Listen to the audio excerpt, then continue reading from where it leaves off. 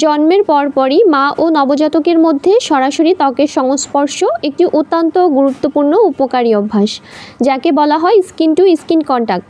এটি শিশুর শারীরিক, মানসিক ও স্নায়বিক স্বাস্থ্য উন্নয়নে ভূমিকা রাখে।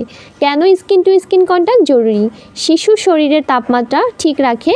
মায়ের বুক শিশুর জন্য প্রাকৃতিক হিটার হিসেবে কাজ করে। হৃদস্পন্দন ও শ্বাস প্রশ্বাস নিয়ন্ত্রণ করে। শিশুর হৃদস্পন্দন ও নিঃশ্বাস বেশি স্থির ও স্বাভাবিক হয়। অক্সিজেন গ্রহণও উন্নত হয়।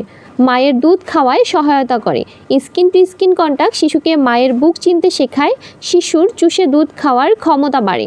ব্রেস্ট ফিডিং তাড়াতাড়ি শুরু হয় ও বেশি স্থায়ী হয়।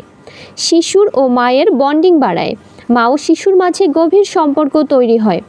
মায়ের হৃদস্পন্দন, গন্ধ ও কণ্ঠস্বর শিশুর কাছে নিরাপত্তা দেয়। শিশুর কান্না কমায়, শান্ত করে। সংক্রমণের ঝুঁকি কমায় ও রোগ প্রতিরোধে ক্ষমতা বাড়ায়। মায়ের শরীরের হরমোন নিঃসরণ বাড়ায়। মা মানসিকভাবে ভালো থাকেন। পোস্টপার্টাম ডিপ্রেশন কমে। কখন স্কিন টু স্কিন কন্ট্যাক্ট শুরু করা উচিত? জন্মের সাথে সাথে অত্যন্ত প্রথম 1 ঘন্টায়। সিজারিয়ান হলেও মায়ের বুকের উপর রাখা সম্ভব।